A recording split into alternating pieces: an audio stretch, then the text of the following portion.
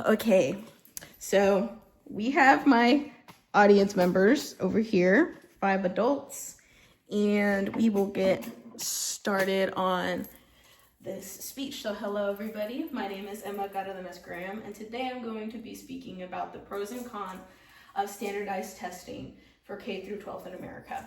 Now imagine this, you're a student walking into the classroom with a sharpened pencil in hand and a test booklet, and the knowledge that you will determine in the next few hours if you pass this grade, how your teachers are seen, and also whether your school gets funding.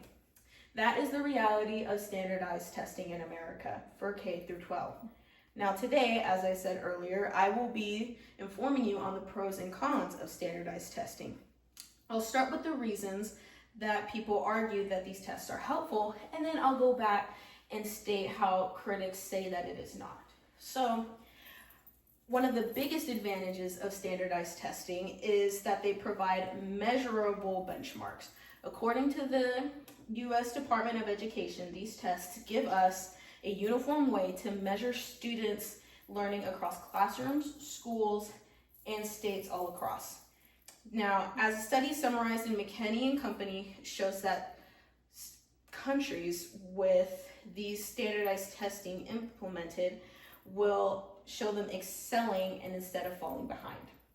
Now, in other words, as I said, these policies can give policymakers and educators hard numbers to work with. Now, another benefit that could be is that standardized testing actually gives guided instruction. In the Journal of Educational Research, teachers report that this data actually helped them with spotting more learning gaps in the curriculum. Now, maybe it might be fractions in math or reading comprehension, and then focus their teaching on where students are lacking.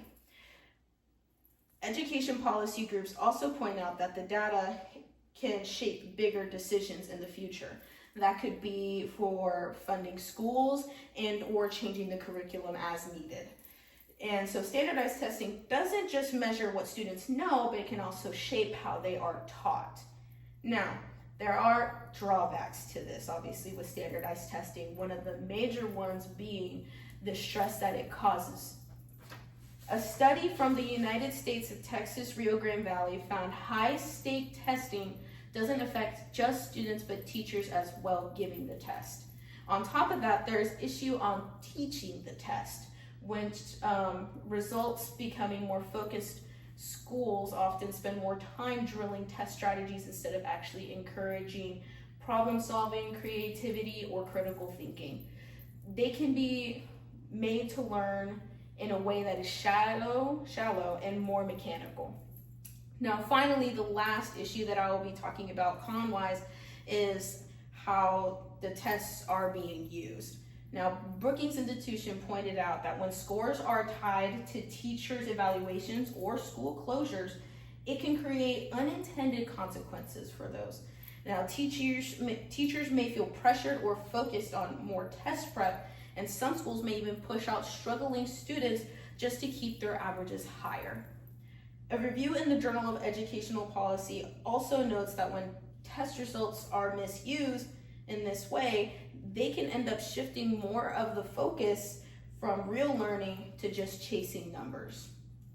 Now, so in conclusion, overall, standardized testing has clear benefits. It promotes benchmarks for comparison, and it creates a guide in instruction and accountability.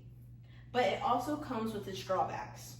It creates stress, narrows the curriculum, and it can be misused in ways that changes students and teachers. My goal is to simply show you both sides of this very important debate. And just like the students sitting in the testing room, our education system faces its own test. How to balance the need to rely on reliable data for the need for fairness, equality, and meaningful learning.